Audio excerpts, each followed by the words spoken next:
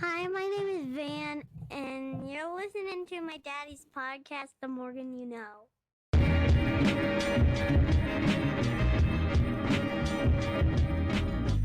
Love the show, and you should check out my buddy Rod Morgan's pod, The Morgan You Know, as I'm confident he's primed to make some waves on the scene.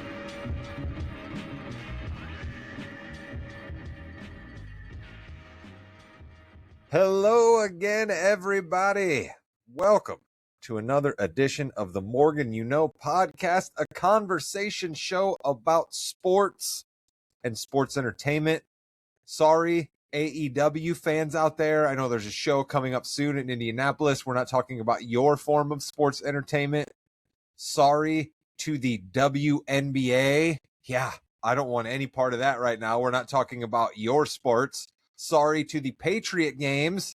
We're not talking about that. I don't want any part of that either. We are talking about the NFL and the WWE here on the Morgan You Know Podcasting Network. My name is Rod Morgan. I will serve as your host. The executive producer of this podcast and co-host of this podcast is a dear friend of mine. I've known him since third grade. He is basically the glue of everything that happens here. Sure, I'll be talking at you more than he will, but there ain't no show without him. And I think the glue has dried out a little bit. I think we're having a little bit of audio issues on Rod's end today, but that's okay. That's what we do at the Morgan You Know. We have some audio and internet issues. If it wasn't that, what would it be? But it happens to the best of us. I'm ready to go. I'm very excited to talk some football. We got a lot of games going on tonight. We're going to talk about a lot of teams tonight. So let's go. But it's weird. Chris, where are you? What are you doing? And where's your microphone? This is weird. It is very weird. And I am on location. I've been pretty upset with Williams, and I'm even more so now putting Dallas and the Colts this low of a level. I am getting some Manchineal trees loaded up and ready. I'm going to surround Williams's house. For those of you who don't know, this is the most poisonous tree in the world. You can't even walk underneath it and not get some sort of sickness from it. Williams, your house will be surrounded before long, and you will not be able to leave. Okay, that's weird. Williams, death threats on the Morgan You Know. Chris doesn't know I got sensitive skin also, but this isn't even me with these teams. This is Vegas over-unders. So I'm trying not to give anything away for the wins draft league later on, coming up early next month. So this is just Vegas, man. All I see is the Bears in a better breakdown than the Cowboys or the Colts. I just see this as favoritism. That's what Vegas thinks, man. Send your poisonous trees out to Vegas. Let's just hope Anthony Richardson isn't the starter. But our starter is Rod, and Rod has a question for us, I believe. So I was gone for 2 minutes, and you guys are on to the NFL already? Goodness gracious, man. You guys can't even get introductions done without starting to argue about the NFL around here. You can tell that we are ready for some different sports. Like I sort of spoke about at the top, but maybe you didn't even hear me. Who knows what's going on with the internet over here at Casa de Morgan. But I sent my son, Van, a.k.a. the Vanimal, off to his first day of high school on Wednesday. And so that got me thinking. Sure, we could do the nostalgic, tear-jerking kind of question. What fun is that? Let's actually have some fun. Let's think back to when all of us were in school as best we can. Those years were quite a while ago for some of us, quite a while ago for others of us here on the podcast. But to our favorite first day of school outfit, right? We all battled with our moms and our dads all summer long, or they forced us to go back to school and get clothes, whichever way that it went. And you had to have that one outfit that you were ready to show off with first day of school. So my question to you gentlemen is, what's your best memory of your most favorite, your craziest, the one you're still sad about, the one that you're like, I can't believe I wore that? Your choice, but your most memorable first day of school outfit. Chris King, I'll be interested to hear this one. I mean, so if I think back to senior year of high school, it is pretty much what I currently still wear. All right. Cargo pants, a graphic tee, maybe a hoodie, and some tennis shoes. All right. But if I go to my most memorable, the one that sticks out in my mind, I think that goes back to sophomore year. I know this was a long time ago. All right. But it was classic Levi's jeans, belt, white T-shirt, boots. Not cowboy boots, but like work boots. That was my sophomore year, and it looked like I came right out of the field. Were you in FFA classes at the time, or were you just doing the uniform of the AAFFA students? I was 4-H. 4-H, all right. Because I was going to say, because I distinctly remember Jimmy being in the halls of Plymouth High School and coming around that corner where the 4-H guys, the agriculture guys would be doing their thing, and the exact outfit that Chris was discussing would be 5 or 6 of those dudes would be heading to the cafeteria after getting done with the morning of work, right? I was in art class and broadcasting That's pretty much class it. and acting class, and those guys were actually doing things with their hands. Yeah, we already had General our music. yarn. All right. So one of my favorites was, I think this is like 4th, 5th grade. Umbros were really big back then. And oh yeah, I wore these Umbros for sure. And I had the Michael Jordan white t-shirt. I had the matching shoes, the Nike shoes, black in that same color. I was looking good, Rod. Nice, Jimmy Jam. I wondered about Umbros. I had a pair of Umbros in 5th grade. I had to have them for my basketball shorts, even though they were a soccer company, but I just absolutely had to have my Umbros because in my 5th grade head, those were the coolest shorts that you could have. I, Jimmy Jam, will go a little older than you. I will take us to, I believe it was probably my 8th grade year at Lincoln Junior High, I believe. Okay, and I believe I was all over my mom to get me a specific pair of, and Chris, it's funny that you brought up the white t-shirt and the work boots, because what I wanted were overalls, all right? I didn't want Oshkosh Bagosh overalls. I didn't want Wrangler overalls. I had to have the Guess high fashion overalls, and I had to have one of the straps undone and only one strap on the side because I had to look like I was in a TLC video. So that was the one outfit that I remember being most excited for. Had to have them. They were way expensive. I probably wore them twice.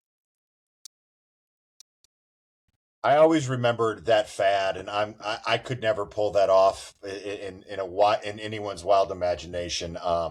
I'm glad you could, Rod, but that's something I could never, ever have done. Yes. And now, Jimmy, I don't know if you were able to upload it on the Morgan Studios computers in time, but I have a picture. Now, I don't have a picture of me in the Guess overalls, but I have a picture of... It's basically this, right? It's that. There you go. Exactly. Yes, exactly. I looked a little different underneath those overalls. Imagine this body that Jimmy's about to show you right here underneath those overalls. That's what you had rocking my 8th grade year at Lincoln Junior High in Plymouth, Indiana. Did you rock the belt with your overalls too, Rod? Because that was something that I didn't see. I didn't see a lot of people rocking the belt. We have another couple pictures that are pretty cool, though. If you want to show those, Rod. Well, listen, for those of you watching us on YouTube, and remember, if you're listening on Spotify, we are available over on YouTube. You can follow us there, and you can check our video capabilities out for you. And so Jimmy showed you a picture of the Umbros. I got a picture of me in freshman year basketball gear, and there's also a picture of Jimmy and I, both from freshman year, possibly available. So that's what you need to try to seek out. Maybe some of these will leak out on social. I don't know. But you might have to tune into... Oh, there it is. We are now looking at the picture of resplendent freshman age Rod, probably clocking in at a 77 pounds, it looks like, possibly, in that picture. And you would be really surprised at the amount of hair I have there based on what the hair I have in this episode. So that's well worth checking out there. Williams, your thoughts? There's pure Jimmy. gold. There's Jimmy and I. Jimmy cheesing. Jimmy get a big old grin on there in that picture. Yeah, I did. I was happy. It looks like our faces are superimposed. This is an actual picture, but it does look fake, doesn't it? Yeah, this is our freshman year basketball team because they would not allow me to play basketball any year past freshman year. But that's me, Jimmy, Chris Davis, shout out, Travis Coles, shout out, our guy Brett Westcon's there. Nick Babcock, unfortunately, R.I.P. And Dave Shattuck, I believe, there on the right. You can see a little bit of Camp Collins upper left there. Yeah, we got a lot of good people. Yeah, shout out. Hopefully those guys are watching. Give us a like. I'm sure they are. Yeah. Williams, how about you? You were going to school right just a little north of us up there in Walkerton, so some of the trends might have been just the same for you. Right. The one I remember most of, I was actually in Colorado for through 1st through 4th grade. And I was similar to Jimmy. I had like those super wild colors, and I'm trying to find the picture. What just moving here, I'm moving around. I couldn't find the picture, but I had a little duffel bag with my notebook ready to get all the stats out. You know how that goes. But I think that was second grade. What I remember most about that year is that the Hoosiers won the national championship, and then the next day, so this would have been late March, decked out in all IU gear. The kids from Colorado had no idea what was going on, and had to tell them. 1987 Hoosiers took it down. So yeah, that's what I remember most about those days. Jimmy, you and I always go into wrestling, and Williams just living the gimmick right there, like just proving his bona fides as the sports handicapper right there, just going all the way back to like elementary school, just being a diehard sports fan. You gotta love it. I love it. It's so funny. Oh, all right. Well, listen, I said it there at the top. There's a bunch of ugliness in the world of sports, but one thing that's not ugly is, Jimmy, we got the Field of Dreams game going on Netflix this evening, right? Are you excited for the Field of Dreams game? Like, they paid a lot of money to have Kevin Costner do the commercial for it. We saw it run a bunch during Raw. I got to admit, I'm still not tuning in, but I know you guys all like baseball a little more than me. I mean, it's great to watch real quick, but I've got other things to do right now. Yeah, we've never been known to have a sporting event on in the background while we record this at all. Never. Chris, how about you? You're on some sort of a hostage scenario there. You're in parts unknown. Are you going to be checking out the Field of Dreams game there in the room? I don't think I can do Netflix until after we get done recording. But listen, I am all for the Field of Dreams game, 100%. All right. Well, yeah. Whether or not it is a team that you're rooting for that's going to play, you want this to happen. It is one of the greatest baseball movies of all time, right? We should also have a Sandlot game. All right. Let's play in somebody's backyard, right? That would be cool. Let's go. Right? Let's do some things like this, all right? Because that's what this is. Remember, this is a sport. We're supposed to have fun. Nostalgia sells, and that's what this is. I love it. And give me more Griffey Jr. and Sr. coming out together out of the corner, all right? I love that. They're going to need to get the Sandlot game together real quick because from what I hear, we're not playing baseball next year. So they're going to need to get some team to agree to play the Sandlot game before the end of this regular season if anybody wants to see that anytime soon. But that's bad stuff. We don't want to talk about that. Let's get on to our football preview. I know our guy Josh Williams is chomping at the bit. He's been doing his work. He's been grinding out all the things that we need to know about the NFL season. And then I had to put the Morgan spin on it. We had to come up with some sort of fun way to present it to the people. So we have taken a journey at sea, right? We've explored the different tiers of the NFL through a journey at sea. We had our first tiers look a few weeks back where it was SOS. Somebody save us with the quarterback from the 2027 NFL draft class. There you go. You see them there. We got the Cardinals, the Jets, the Browns, the Raiders, the Dolphins. Go back to that episode if you happen to be a fan of one of those teams. And then last week, we were on the poop deck. We're on the ship, right? We're on the ship. Things are a little bit better than being completely stranded at sea, but nobody really wants to be on the poop deck. So those are Titans, Falcons, Panthers, Giants, and Saints fans.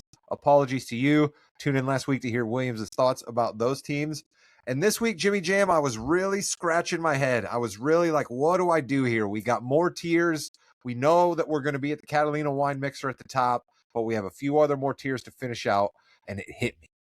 If you ever been on a cruise or have you ever been at a hotel in some beachy location and they have ahead of time where you can sign up for these extra excursions, right? Or when you're checking into your room, you got the concierge and there's this little desk by the side and there's some slick talking guy or gal saying, hey, come over here.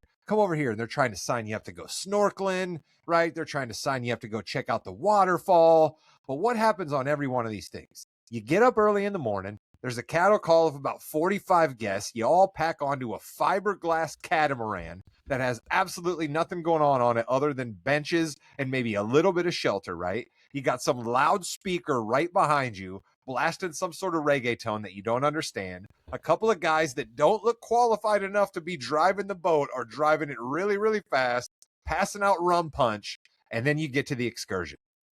Maybe the excursion's cool, maybe it's not. That's this week's tier. The Catamaran Excursion Team. You might see a cool waterfall. You might see a cool starfish when you're snorkeling, but you're probably just going to ride on a fiberglass catamaran and drink a bunch of terrible rum punch. the Catamaran Excursion tier. Jimmy, what do you think? I love that. I know it was hard getting there, but we got there finally with the excursion. I did like that. On my honeymoon, actually went on an excursion, and the quote "looky, no touchy" came up. I really enjoyed that. And that was not from my wife. That was from the person that don't touch anything down underneath the water. That is fabulous. That makes me think, speaking of back to school, I think of one of my favorite bus drivers. I believe it was bus driver Earl. And all he would ever do is yell from the front. He would say, "Hey, buddy, let's don't." That's all he would yell anytime somebody would do something on the bus they weren't supposed to do. Shout out to that guy. Don't. Phenomenal. Chris, I saw you smiling there. What do you think of Catamaran Excursion for the name of this tier? I like it because at first I really thought you were going to like they sign you up and you have to listen to a spiel about a timeshare, but you'll get this extra perk. So I thought you were going that direction. I like the excursion next week better. That's next week. Next week, you got to sit through the timeshare. All right, Williams, I won't make you respond to my Catamaran Excursion nonsense, but let's get that was fantastic. Let's get to the breakdown of some teams that I'd like to think that you don't necessarily want to tell anybody right now they're a playoff-bound team, but they're high enough up that if a couple of the teams you have ahead of them have a few things break bad and a few things for these teams break good, maybe they're looking at the outskirts of the playoffs, right? That's correct, yeah. Where do you want to start at? Well, I mean, we have a couple of big-time teams here. Like, just looking at it, we get to talk about my guy Baker Mayfield at one point here. We get to talk Daniels. Right? We get to talk about Jaden. That's interesting stuff. We get to talk about old man Aaron Rodgers. I definitely don't want to talk about what Aaron Rodgers wants us to talk about, but we'll talk about Aaron Rodgers, the football player. But then we also have mine, Chris, and Jimmy's Indianapolis Colts. So I kind of think we should start with a little amuse-bouche, get my guy Baker out of the way, and then we'll get into the meat of the Cowboys, who are also here too, Chris. Don't think I didn't notice that. Yeah, Tampa Bay. Let's go over 8.5 is plus 115. If you want to take a dive with the Bucs here, Todd Bowles is still there. Zach Robinson comes over from Atlanta as the new OC. They also have a new DC with George Edwards. Strength of schedule, 8th toughest schedule. The net rest is tied for the 18th worst at -2. Offense is up 16 spots and spending up to 3rd. QB spending up 8 spots to 7th. O-line spending up 21 spots to 6th. Running back spending up 18 spots to 9th. They're spending a ton of money on offense here. I would not have guessed that. Even though the Bucs lost Mike Evans in free agency, they're still spending at a top 6 rate there. Defensive spending takes some hits, though, down 6 spots overall to 21st. They're spending the least amount of money in the league at cornerback after losing Jamel Dean to the Steelers. They try to counter that by spending at a top 2 rate at safety. But Bowles' defenses have finished exactly 18th in EPA per play the last 3 seasons. And last year, the Bucs were dead last in allowing a touchdown on opponent red zone trips. His D was bottom 5 in goal-to-go situations also. So he definitely needs to get better there. Tampa recorded their fewest sacks since 2017, only 37. And when the D-Dem blitz, they ranked 24th in pressure rate. This is why Bowles blitzes at a top 5 rate. What helped the Bucs stay in the race was that they were 6th in turnover margin last year. Major questions, though, for that offense. They were 24th in rate of plays that gained 10-plus yards, and that was with Mike Evans. They lost the 4th most games to injuries on offense in 2025. They're hoping for a positive regressor there with that stat in 2026. And Rod, there was no come from behind Baker magic last year. The Bucs were 0-8 in games where they trailed at the half. What is going on with your boy? And honestly, I think what you're pointing to right there is the reason that we kind of have the frosty offseason that we had with Tampa Bay and Baker, right? You know what I mean? Baker wants to get paid. He thinks he's got the resume the last couple of years to get paid. Tampa Bay, I think rightly, right? As much as I love Baker and I sing his praises, I think Tampa Bay's like rightly like, hey, whoa, slow down here. We start paying you $51, $52, $53 million. You know what I mean? That's really going to hamstring us. We think one of the reasons you're good, and you just pointed it out there, Williams, they're spending money elsewhere, right? But I think the big questions I have for Tampa Bay are twofold. Ibuka looked pretty good for a while, and then it definitely fell off. Was that injury? Was that rookie wall? What happened there? Because they're definitely going to need him to step up with Mike Evans being out of town, and they're not going to trade Vita Vea, are they? I mean, like, I know he wants to be traded, but they're not going to do that, are they? Yeah, I'm not sure. They are spending a lot of money on defense, so we'll see with that. Does Chris or Jimmy have any thoughts on the Bucs here? Listen, I think that this Baker thing is going to bleed over into the season, and it just seems like with the Mike Evans leaving, again, like you said, Ibuka not doing as well in the second half, I'm very concerned about the Bucs. And that division always seems to have issues. But the good news is every team has issues, and the Bucs could win 6 games and still be in the hunt. Chris, I still think they're the best team in the South. Yeah, what does that mean? That's kind of what I was going to go to there. It's going to be like, good, tell us what's going to happen in the crazy NFC South. Right? I still think they're the best team. I still think they're going to win the division. I think that one of the problems they have why they were 0-8 in those close games is because they didn't have the good offensive line. I think them going out and spending money shows that, but they still have a weak defense. I mean, you're still looking at 9 wins probably, but that's still going to win this division. It's very true. Listen, like I said, it's the Catamaran Excursion team, right? Like, you're going to be all packed in. You know what I mean? You're going to be sitting next to some guy from Ohio. He's telling you a bunch of stories about his job that you really don't care about. And you might end up seeing the coolest waterfall you've ever seen in your entire life. Or you may almost die snorkeling. You don't know. I mean, that's what the Catamaran Excursion is all about. Let's go to, you know what, another team that I think is pretty interesting at quarterback, since we just talked a little bit about our guy Baker. Let's go to Minnesota. Let's go to the guy that Williams, it's another one of the scions, right? It's another one of the disciples from the tree of Shanahan. Minnesota, Kevin O'Connor. He's got J.J. McCarthy, we thought. Now he's got Kyler Murray. He made Sam Darnold good. Kirk Cousins looked kind of good. Like, what's going on up there in Minnesota now, Williams? Yeah, Minnesota over 8.5, minus 105. So it's a little bit juiced to the over there. They bring KOC, Flores, and Wes Phillips all back at head coach DC and OC. Strength of schedule, 15th easiest, right in the middle. Net rest, 11th best at +4. The Vikings had to move on from their GM, Kwesi Adolfo-Mensah, after they got rid of Darnold, and then Darnold led Seattle to the Super Bowl, while J.J. McCarthy can't complete a pass downfield. But more so, Mensah's 4-year draft history combined for less than 175 starts. That's the second fewest in the league in that time frame, and he failed to draft a single Pro Bowl player. That's pretty crazy. His biggest mistake might have been in 2022 when he decided to trade back in the first round, and he could have taken either stud defensive tackle Jordan Davis or stud safety Kyle Hamilton, or even wide receiver Jameson Williams, Waymo for JMO this year in fantasy. McCarthy outside the top 32 in interception rate, EPA, completion rate, passer rating, accuracy, and touchdown interception rate.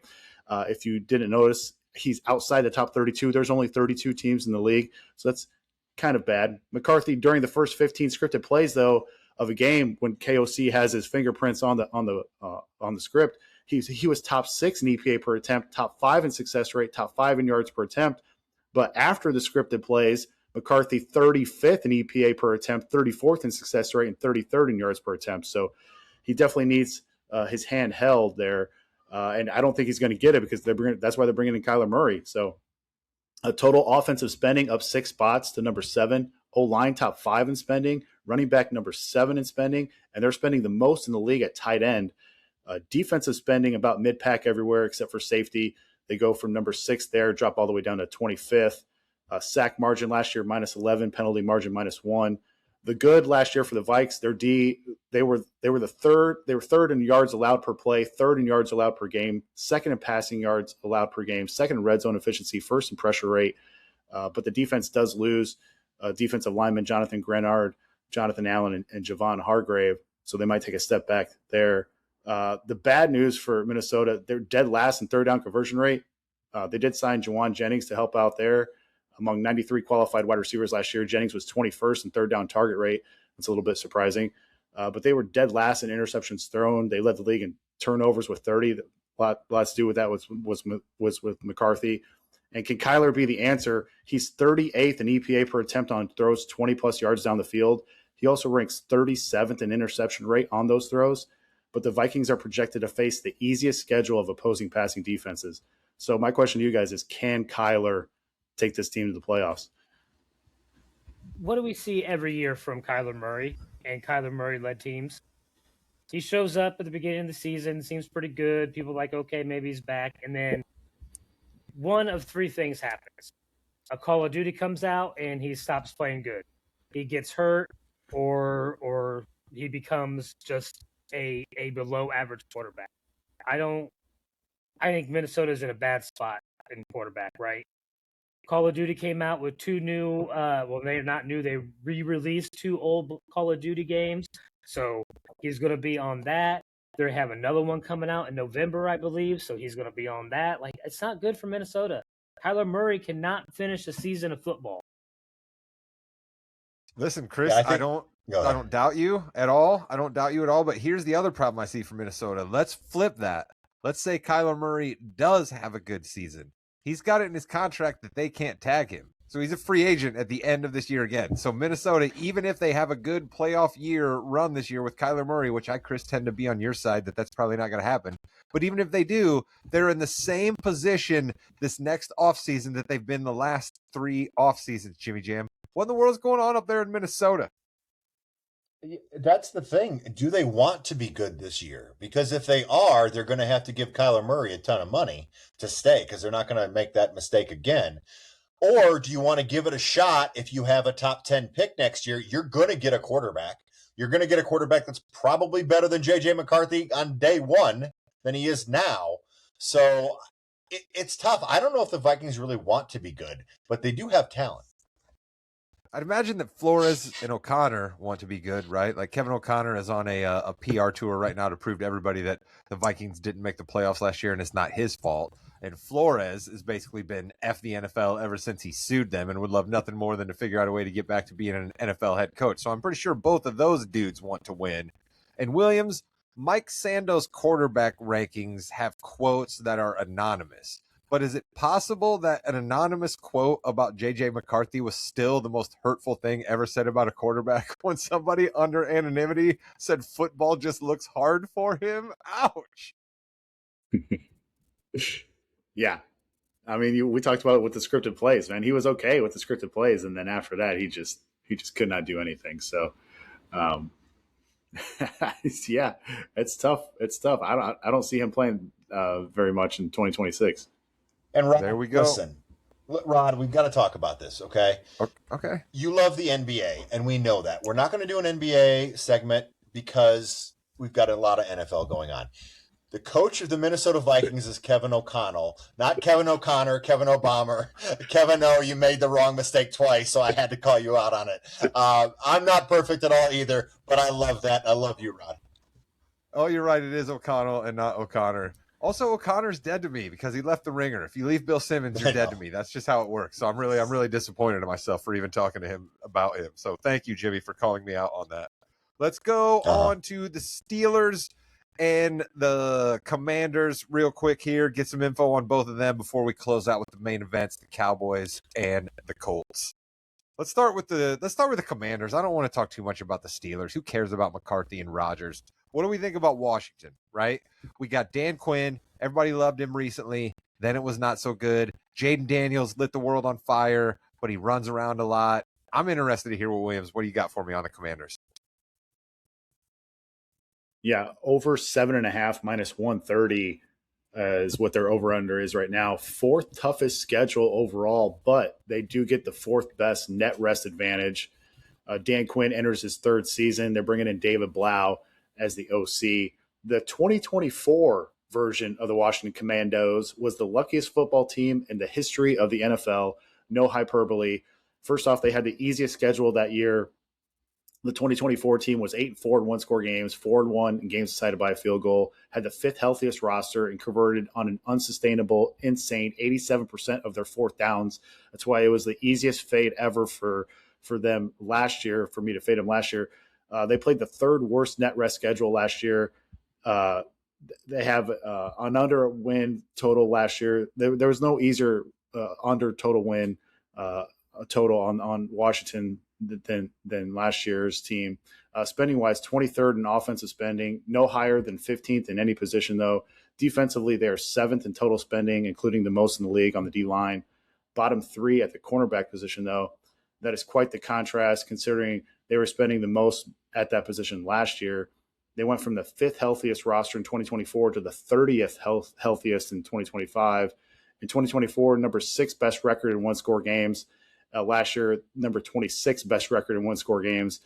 In 2024, number 5 best record in field goal games. In 2025, dead last record in field goal games. So the regression fell off a cliff, largely due because Jaden Daniels got hurt.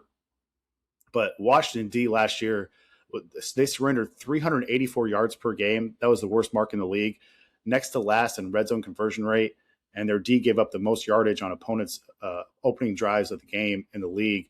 That was the worst of any Washington D this century. And Washington was only 2-7 against teams with a winning record last year. And they just got more bad news. They just lost Pro Bowl left tackle Laramie Tunsil for the year. Brandon Thorne moved them down from 11th to 22nd in his O-line rankings because of that. Some good news. I've got another acronym for you guys. It's DCOE. It stands for Draft Capital Over Expectation.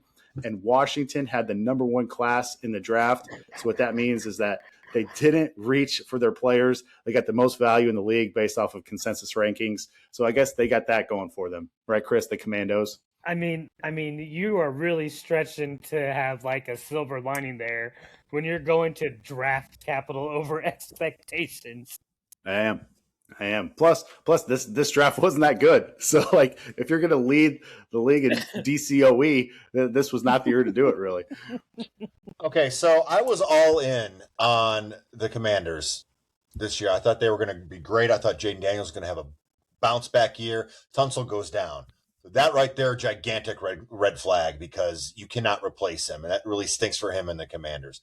But then this story about his not wanting LSU to use his name, image, or likeness because they're going to give his number to a player is the most bizarre thing I've ever seen an NFL player do. Rod, he's a grown man saying, no, I don't want him to have my number because, Joe Burrow's number hasn't been used. I don't think he ever said that, but it hasn't. What is going on, and why do we care? And I love DJ Pickett's like, no, I've had it forever. I'm going to keep it. He's not on the team anymore. I blame Brian Kelly.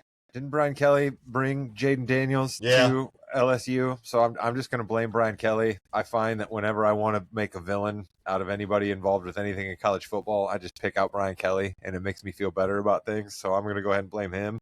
But it's not a great look for Jaden Daniels. And here's the thing. I'm just going to say it. Nobody else on this podcast wants to say it. Is it possible that Jaden Daniels is Robert Griffin III and not Lamar Jackson? Okay, because we all thought Robert Griffin III was going to be a great quarterback as well his rookie year, and then it just never really worked out the same for him. So I'm not saying that for Jaden Daniels. I could possibly have him as a keeper on my fantasy team. I think I'm going to go by way of Drake May and not have Jaden Daniels personally, but I could have him. So I'd like to see it, but I'm worried. So another team that I'm worried about is the Steelers, and I'm worried about every player in that locker room, and I'm worried about their time at work, how annoyed they're going to be about having the bad coworker. I'm annoyed by how many times they're going to get thrown under the bus by their quarterback on the Pat McAfee show. I am worried about how many weird homeopathic remedies they're going to be forced to try to participate in with him. Are they going to be told that the brownies have ayahuasca in them? Will they just be fed them against their will? Like, I feel really, really bad for the Steelers. We thought we had gotten done with the Aaron Rodgers experience, and lo and behold, they brought him back and reunited him with his old coach, Williams. That just has to be great for Pittsburgh, right? Oh, man. This is either going to be a disaster or somehow they're going to win the North. I don't know. Over 8.5, plus 110 there for the Steelers. A 17th and toughest schedule. They're tied with the 24th worst net rest advantage, Mark, though. Out is our friend Mike Tomlin. In is our friend Mike McCarthy, ? If you consider chuckling behind this guy's back, our friend. Over the last 3 years, Mike Tomlin was 22-9 in one-score games. And in his career there, the Steelers won 67% of their one-score games. Over the last 7 years, when you look at the Pythagorean expectation, basically point differential, the Bill James formula to help grade out how teams really should have finished with their record, the Steelers are averaging plus 1.34 wins a year over the last 7 years. So you go from a guy who was super into the details in Tomlin to a guy who lied about games he watched to get the Cowboys job. So we'll see. We'll see how that goes for you, Pittsburgh.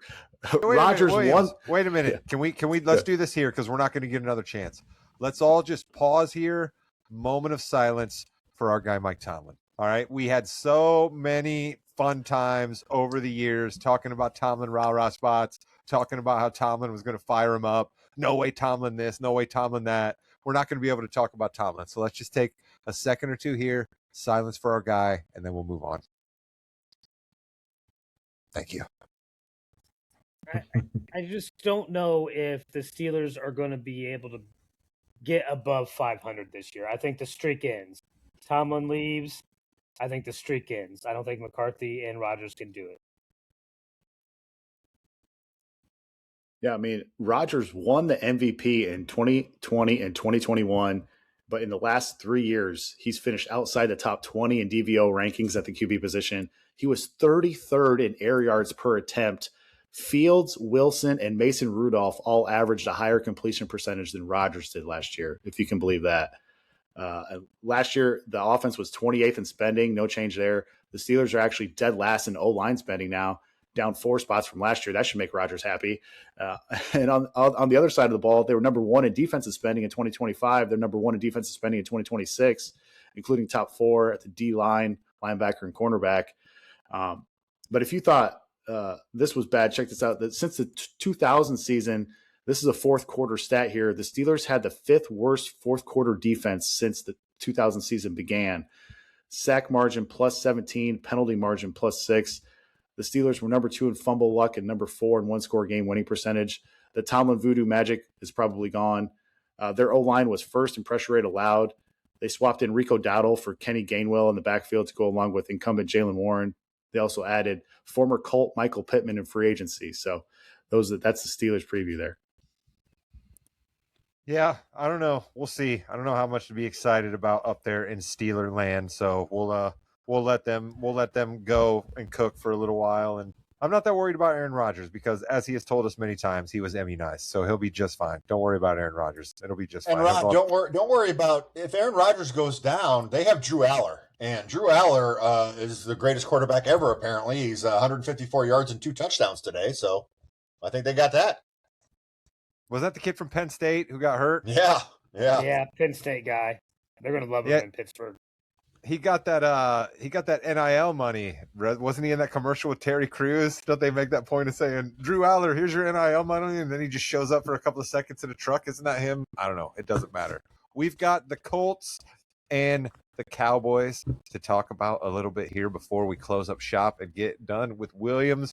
Let's go to the Cowboys. I'm telling you, Chris, I gotta eat a little bit of crow here. I think there's a few football writers, football podcasters out there in the world that are eating a little bit of crow. The Brian Schottenheimer experience was not a disaster. He might be a capable head coach. Will the Cowboys have enough talent to get as far as their fans want them to? Williams is about to tell us.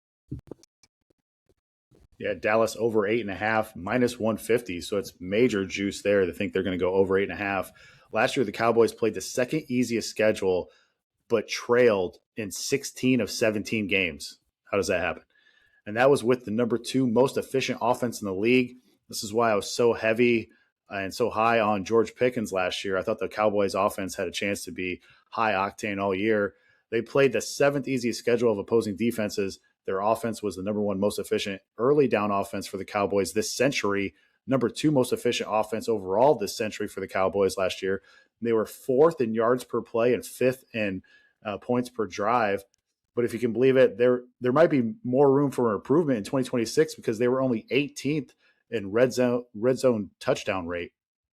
And offensively, they're just spending about the same as last year, just outside the top 5. Number 2 at wide receiver, but bottom 10 on the O-line. Defensively, they're also spending about the same, bottom 6 or 7. They are saving at linebacker, spending the least of any team, but in the top half at spending at cornerback and safety. The Cowboys are playing, though, one of the 5 toughest schedules in the league, the number 1 largest overall increase in schedule difficulty by a mile from what they played last year. They do have the 3rd best net rest advantage, though, in the league at plus 12 days.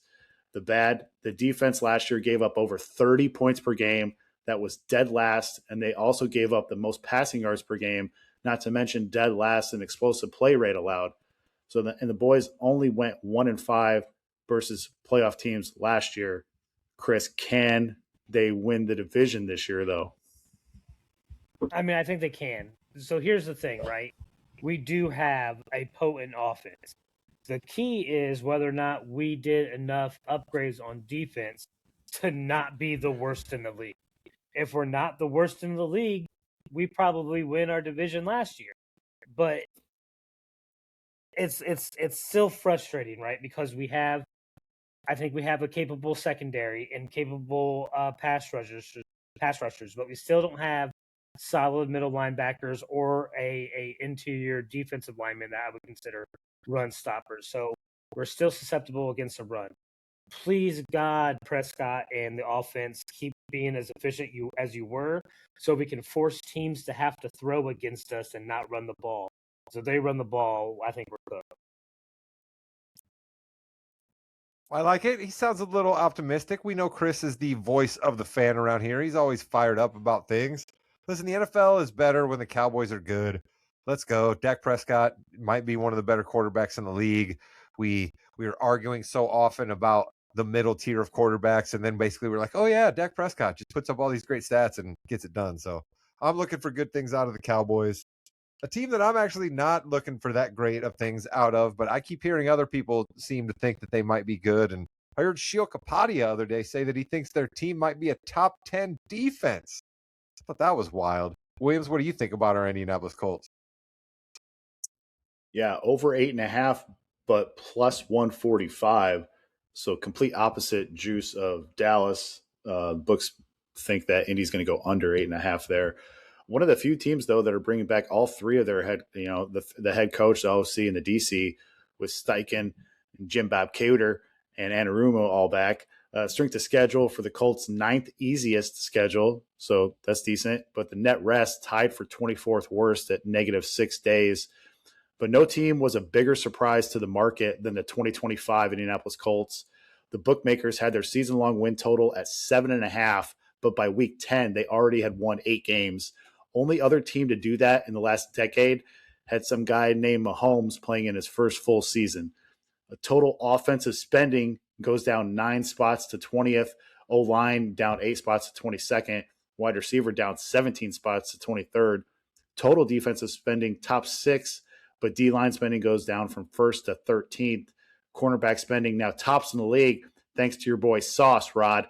Hopefully him and Charvarius Ward can help the next to last passing yards allowed per game metric from last season. In 2023, Danny Dimes was 1-5. In 2024, he was 2-8. Then Shane Steichen gets a hold of him, and they win 8 of their first 10 games in 25 before the injury. After 10 weeks, the Colts sat number 1 in 14 different advanced metrics on offense. 14 with Danny Dimes. They punted on only 19% of their drives, which ranked number 2 since 2000. The Colts were the first team in NFL history to score on each of its first 10 possessions to start the season. JT was also averaging 6 yards per carry through the first 10 games. Colts had the 3rd highest early down pass rate in the first half of games through week 10. Shout out to Steichen there. Up from next to last the previous year when they had to go with Richardson, Flacco, and Englinger. The Colts are top 5 in 4th down conversion rate, and EPA added on 4th down in Steichen's 3-year run as head coach. The big question here lately is how bad is Alec Pierce's injury? Seems like Ballard is protecting him there. Last thing on the Colts, against bottom 16 teams in efficiency last year, they went 7-0. Against top 16 teams in efficiency, they only went 1-9. So it definitely depends on scheduling when it comes down to a lot of these teams. I think September is going to be tough for Indianapolis when you have Baltimore, Kansas City, and then Houston right off the bat. Yeah, it's a tough start. Well, Just September, though. Oh, go ahead. Yeah. Just September, Yeah. Chris. You think that's the only tough time the Colts are going to have? It's going to be smooth sailing for the Colts the other months? That's tough to start the season with. You know, October's better. Then you have the Commandos, the Steelers, the Titans, and the Vikings. We're not high on those teams.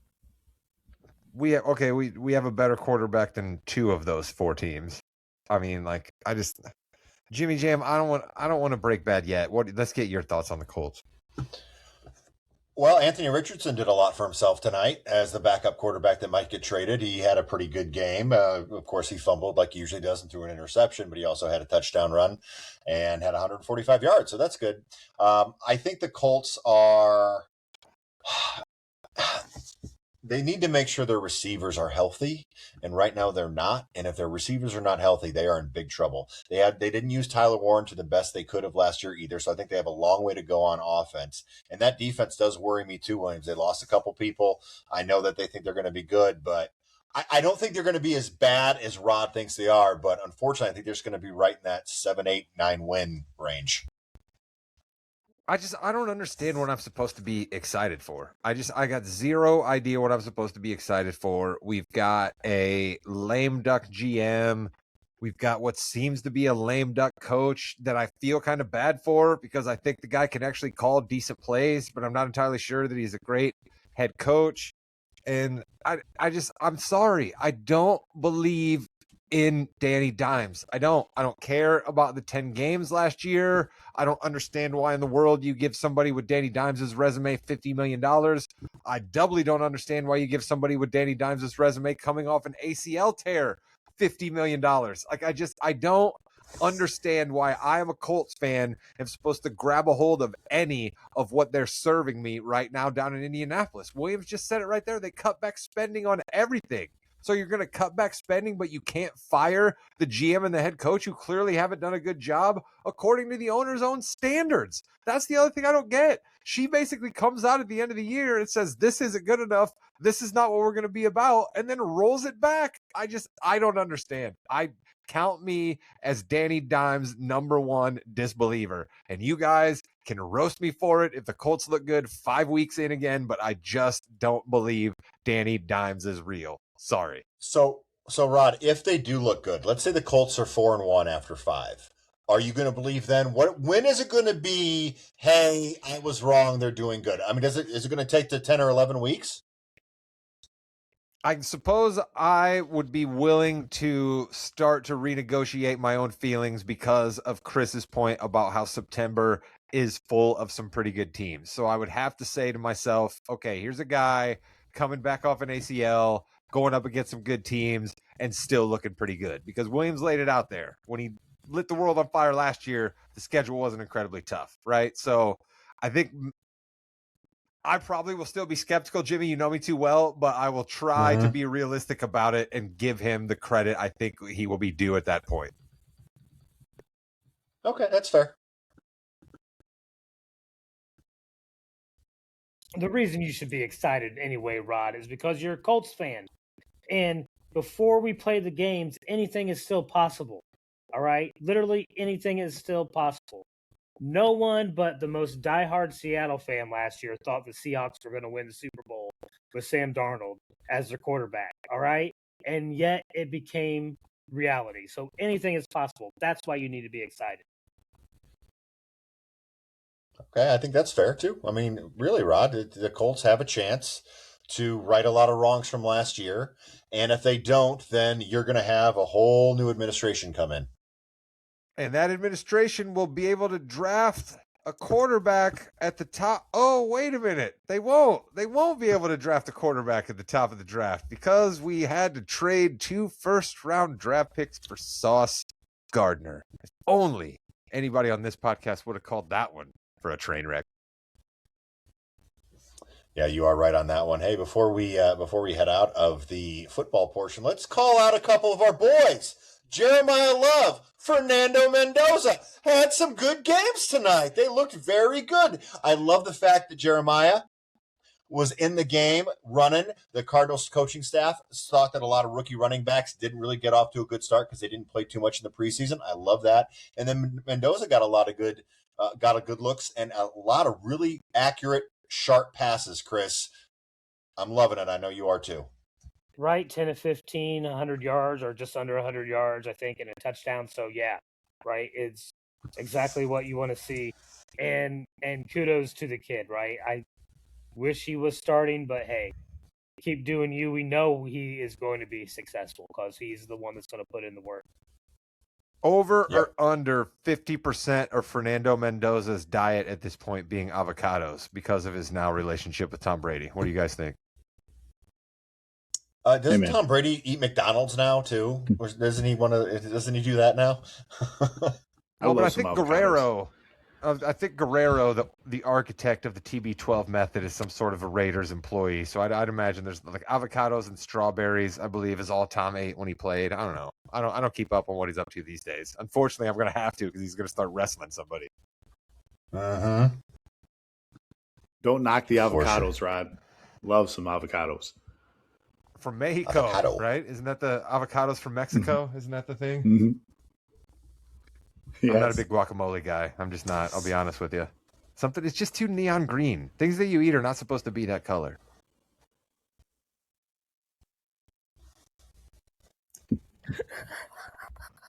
This is so weird. We're talking about avocados.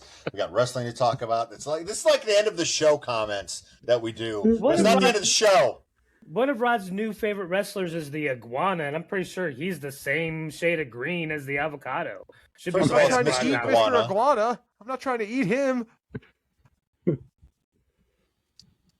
With that, you've been listening to the Morgan You Know's football portion of the podcast. We're going to go right now into the Yeah We Know wrestling portion of the Morgan You Know podcast. That is right. We are talking WWE. Again, like Rod said, we know there's some big indie fans of AEW, but we'll talk about that probably never unless Dax comes back on.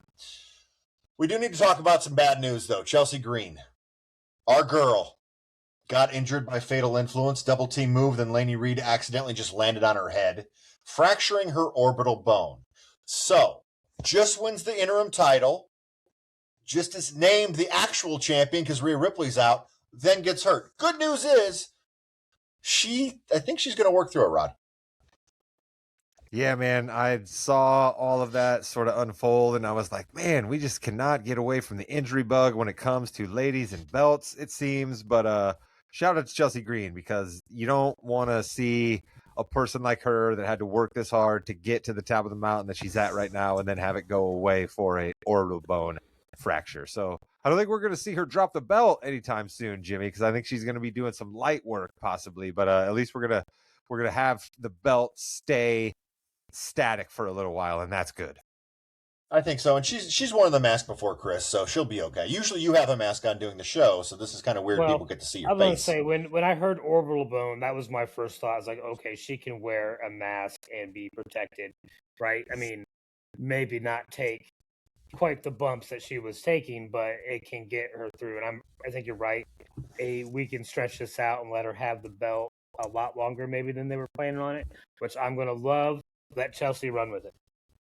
I agree. And Liv Morgan had it forever, never, ever defended it. So what's the difference, right? And of course, we'll have Chelsea Green out there. So coming up this week on SmackDown, there's a lot going on right now. And we have our CM Punk and Kevin Owens face-to-face again. There's been a lot of backstory to this, which I think is interesting. You know, how these guys grew up in the indies, and CM Punk was kind of the older guy there, and then Kevin Owens came in, and apparently there was some beef backstage about Kevin Owens wearing a shirt instead of a singlet, and a lot of that came out real. And it is cool to see. You know, two of the wrestlers I like the most. I obviously am a huge Kevin Owens fan here. I like, Rod, that Kevin Owens is going face and CM Punk's going heel, though. I think they're going to go that way pretty hard.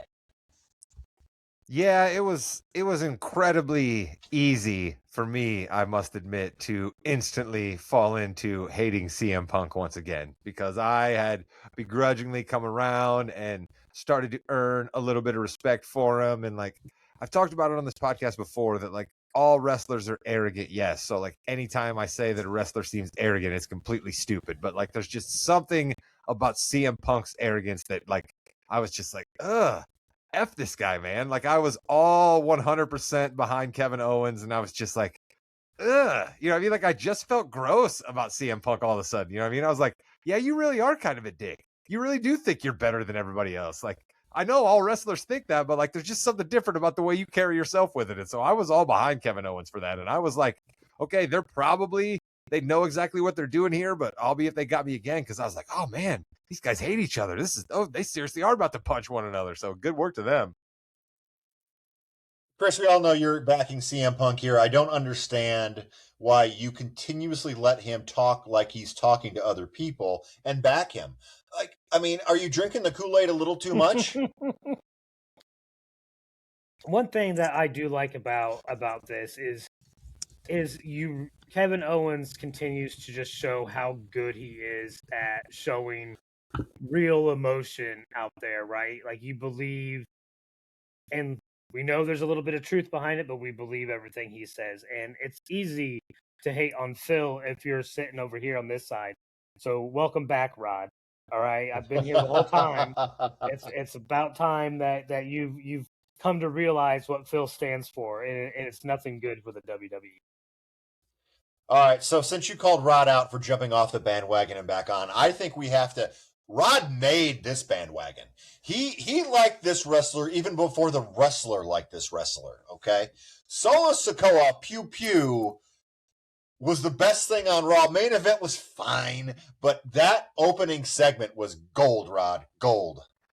Oh, when he dropped down to the floor and then looked behind him and said, "Is everybody okay back here?" Okay.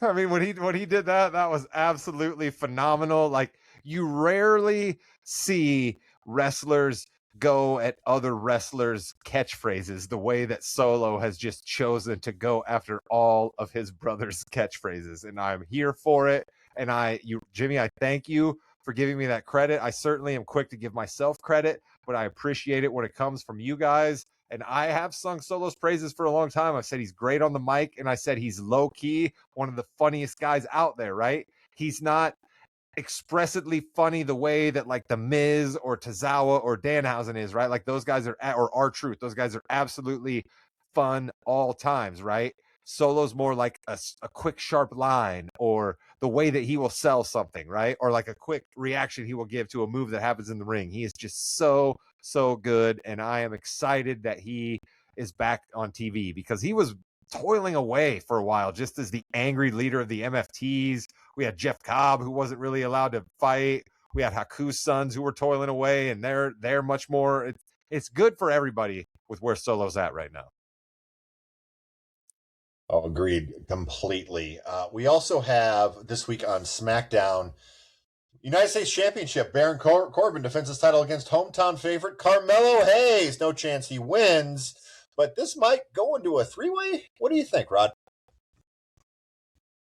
I'm always excited for Melo to get a little bit of run. I think that guy can wrestle. I think Baron Corbin can wrestle. I think a guy like Corbin is really, really needed in the WWE right now, with a bunch of youngsters who are a little green that you're trying to bring up. Having an old trusted hand like Corbin is a good thing. But yeah, I could see what you're cooking up there, Jimmy, a three-way, right? Corbin is not necessarily a guy that garners a huge pop. So the way to make this match seem even more exciting is possibly add somebody else to it. So I think I like what Jimmy's cooking there. Chris? If Corbin's supposed to be the vet to teach the youngins, send him back down to NXT where he's been for the past however many years, right? I mean, I didn't miss him in the WWE at all. I still don't. He's okay in the ring. He has talent. But I don't care about anything he says. I really don't. I'd much rather see the belt on Carmelo after this match. It is interesting because it just doesn't seem right that he's the United States champion right now. I'm really happy that he worked his way back to WWE because, Chris, he wasn't in NXT. He was gone. He was Braun Breaker's tag team partner before Braun Breaker got brought up, and then he was gone after that. So it is great that he's back. You know, I always love when people get their jobs back, for sure. But, yeah, it is kind of strange there. It seems like he's a transitional champion that might be a little longer than a normal transitional champion. Chris, I do want to go back to you on this one, though, because there is a new guy who was an old guy who came back as well. Big Cass is back. Last week, he beat down Javon Evans. This week, after Dragon Lee beat Dominic Mysterio clean in the middle of the ring, the AAA Mega Champion has lost, I believe, 4 times in a row. But we don't need to talk about that because that's AAA. But then he came in and beat him down. Javon then came in and fought him. What are your thoughts on Big Cass? Are you buying him? You need a little bit more time? Talk to me.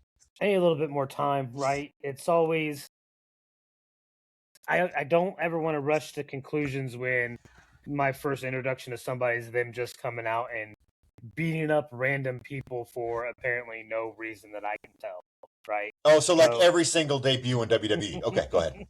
Right, so I got to give him a little bit more time. But hey, like I think he's built for it, right? Let me see him in a full match against somebody good and see what he can do. Let's hear him on the mic a little bit more. But where did he come from? Because I haven't seen him before. So, well, okay, yeah, we'll get to that in a sec. Rod, what are your thoughts on Big Cass? And we'll kind of give him a little history lesson here. I will rush to judgment on one thing. His finishing move is ridiculous. I understand what we're trying to do. We're trying to prove that he's big and powerful, but the act of moving them from side to side just comes off completely awkward, and we need to cut it out. All right, just turn it into a sidewalk slam, call it something else. We need to get rid of it. Stop it. So he debuted in NXT back in like 2011, 2012, somewhere in there, as Colin Cassidy. And then he and Enzo Amore kind of got together and made Enzo and Cass a huge tag team that was a lot more known for their shtick than their in-ring talent. But they went pretty far as popularity goes.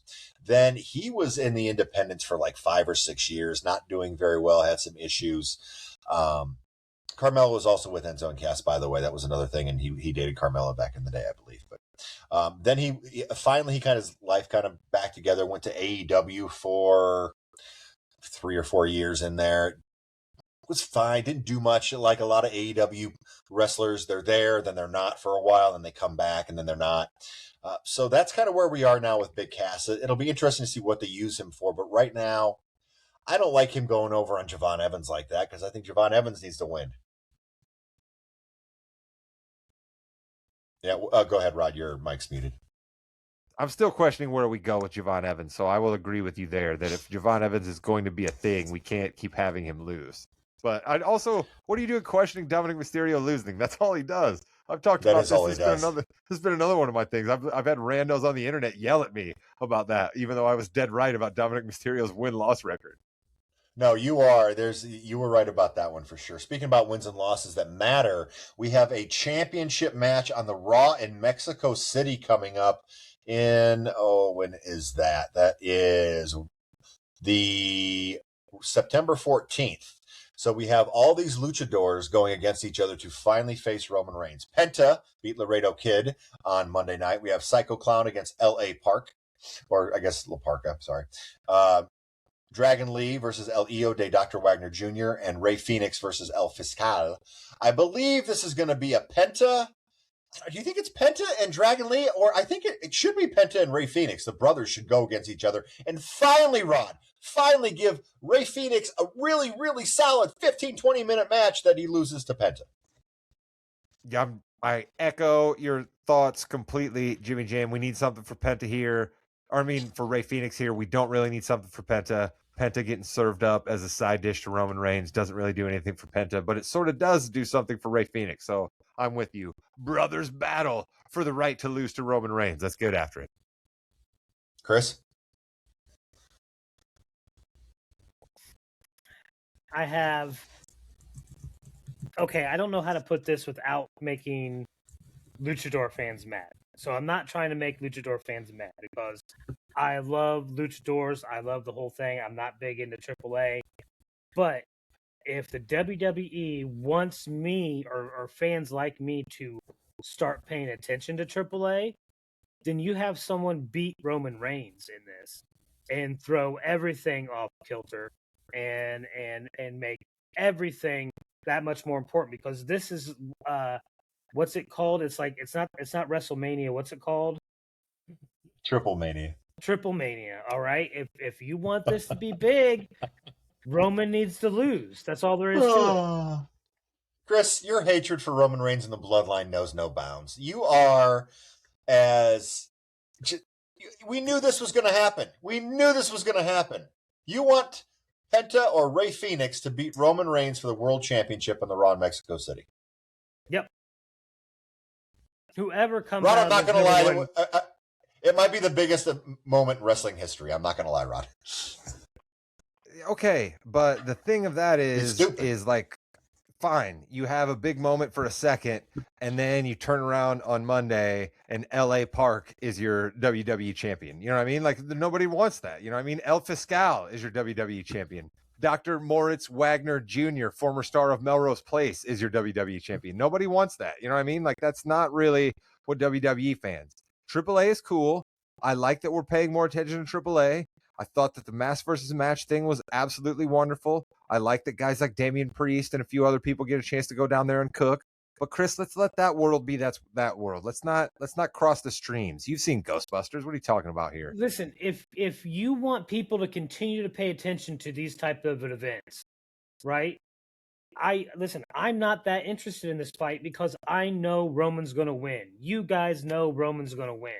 That makes it less interesting to me right off the bat. So, if you want to make the future events like this to be as big as you want them to be, then you're going to have to shake things up every once in a while. And that would be Roman losing to Penta or Rey Fenix. That's like Hulk finally slamming Andre the Giant at the Silver Dome, all right? It's a big, huge moment in wrestling history. Wait a minute. How's anybody that's in this AAA tournament remotely close to the level of Andre the Giant or Hulk Hogan? Like, I understand what you're trying to do here, but like, we're not really Stretching it a little thin there, Chris. Everyone thought it was going to be impossible for Hulk to finally body slam Andre the Giant, which I know he did. He'd done it before. I know, blah, blah, blah, but the general public didn't know that. All right? I mean, you want me to be a fan? Let me be a fan in the moment. And in that moment, that was a big thing. Andre was this monster. Hulk was the little guy in that situation, all right? So now let's have the little guy win big again. Roman's the biggest champion of the last quarter century, maybe besides Cena, right? So like let's have a big moment. Let's make these other premium live events matter. Now hold on a second, Rod, there, dude. go All right. ahead. I mean, All if right. you're trying to tell me that I, the Hulkster, was going into this match back in the Pontiac Silverdome and that I was an undertaker underdog to Andre the Giant, you're wrong, brother. All right. That wasn't going to work for me, man. I mean, I went into the match and I didn't know if the big fella was going to let me pin him. All right. But he did. And it was the greatest match in wrestling history. Like, why do you say that? Everyone, of course he was going to let you pin you. That's his job. Like, it's what it is. Well, listen, And with that, you've been listening. There was Go nobody ahead. better at getting over Hulk Hogan than Hulk Hogan, Jimmy. With that, you've been listening to the Yeah We Know portion of the More You Know podcast. Chris, take us home. Like, comment, subscribe, download. Goodbye, Internet. I tell you, we talking about avocados during the football segment. Right? I mean, I got nothing. I can't bring anything as good as the avocado wonderfulness that I did Dude, earlier. you got Williams to talk about something not on the script, though. I just thought of that. Listen, you guys know That's secretly rare. that's my hope every week. My hope every week is to just crack Williams and to break him from the script. And I usually don't win, but this week we got him with avocados Got him with avocados. from Mexico.